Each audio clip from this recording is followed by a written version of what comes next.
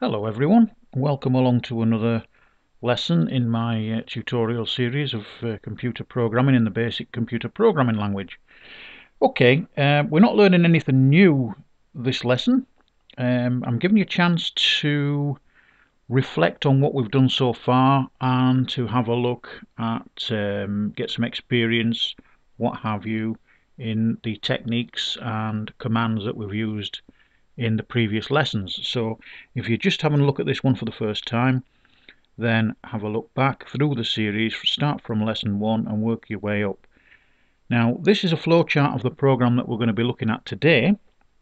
Now what this little useful program does, for all of you who are a little bit hard up with these economic times, is it looks at the price of your gold jewellery and it will see how much that's worth.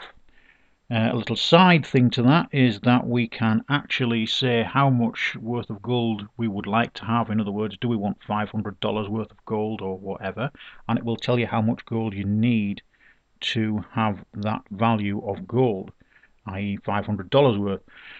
You can use this for anything other than gold if you wish. I've just used gold as an example, of course. You could put diamonds down there, you could put steel down there, coal if you wanted, of course.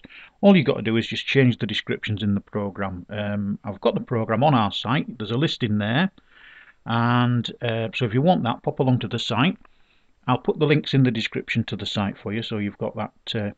You can have a quick look down there, but obviously you'll see the listing on this, and you can just pause the screen if you want. You can use any of my programs, by the way, if you want, for your own use or for commercial use. It's entirely up to you. I can't see what get much good for commercial use, but they're available if you wish to do so.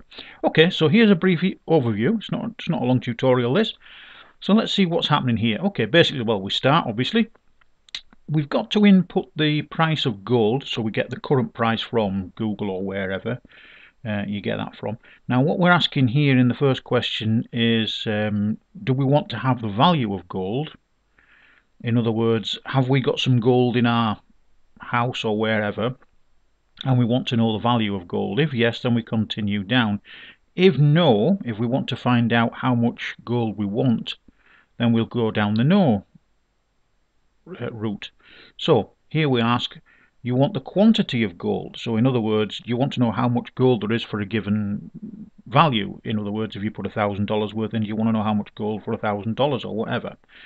If yes, then we continue down. If no, then it loops back, because we're only asking for these two questions. We're only asking, you can only have in this program either the value of the gold that you hold, or you can find out the value, the quantity, sorry, of gold for a given value. So that's why we loop back and we'll ask the question again and again until we get a yes answer. So let's take this value down here first. So do you want the value of gold? Yes. Okay, so we've got to input then the quantity of gold that we hold. How much quantity of gold have we got? How much gold jewelry, etc. We put that in and then we calculate the value. We make a calculation here. We print the total out and we end. It's as simple as that. A really simple program. Okay, so let's take the other branch now. If we input the price of gold there, the current price of the gold, do you want the value of gold? No. Okay, do we want the quantity of gold? In other words, do we want to put a value in and we wish to know how much gold equals that value? Yes. Okay, so we input the value there, so we put in $500, $1,000, whichever, whatever you want, really. We make the calculation there, we print the total, and then we end. So as you can see, very simple program. Now let's have a quick look at the program, shall we? And bring that up now. As you can see, very short program. If you want to, as I said to you, you can change the commodity, just change the descriptions from gold to whatever you want. That's not a big problem. Okay, so let's now quickly see it running. Let's give it a run. Okay, I'll just bring this down into the window so you can see it. There we go. So it's asking us here, please enter the current price of gold. Okay, so let's say that, I don't know, gold is worth 5.7, shall we say. I haven't looked up the price of gold, so I don't know exactly what it is, but we'll put that in. That can be in pounds, dollars, rupees, whatever. Okay, whatever currency you want, you can alter that if you want to fit yourself. This is just a skeleton of the program. You're expected to add a bit of meat on if you want to use it and make it a bit more user friendly. This is just showing you the example of how to do the skeleton work. Okay, so now we're asking another question. Enter 1 to find out the value of your gold. So in other words, if we've got some gold and we want to find out the value of that gold, we'd enter 1. We'd enter 2 to find out how much gold is needed for a given value. In other words, if we want to know how much $500 worth of gold would be, we'd enter 2. So okay, we'll start off, let's go through with enter 1 first of all. So we'll enter 1, and then it says please enter the quantity of gold you hold. Okay, so let's say we've got 3.4 ounces. Bear in mind, people, that when you're entering the price of gold in here, the price represents, if you're pricing it in grams, you must enter in grams the quantity. If you're pricing in ounces, you must enter in ounces, so on and so forth. Okay, so you must keep the same unit. Okay, so let's enter that.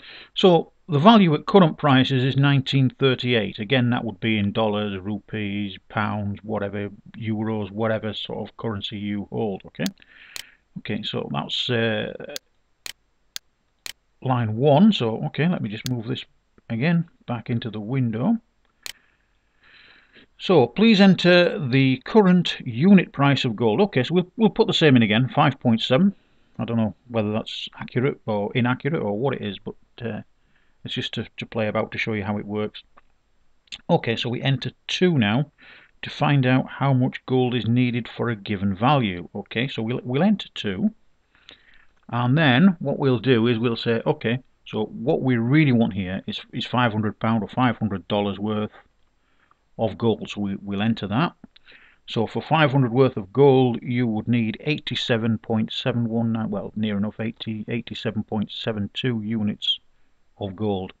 And that's basically it. That's the program as such.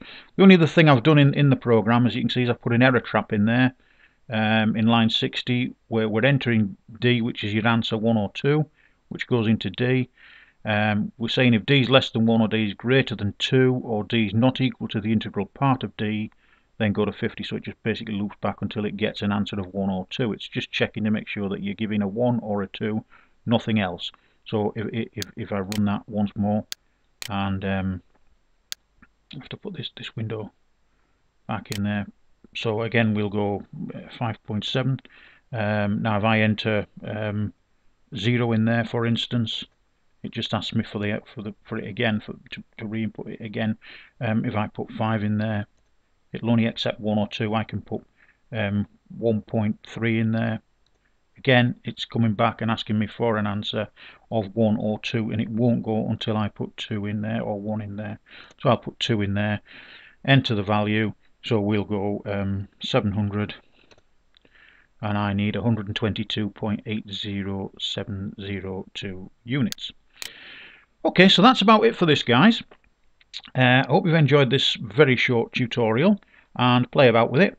It's just to give you a little bit more experience of what you've already learned.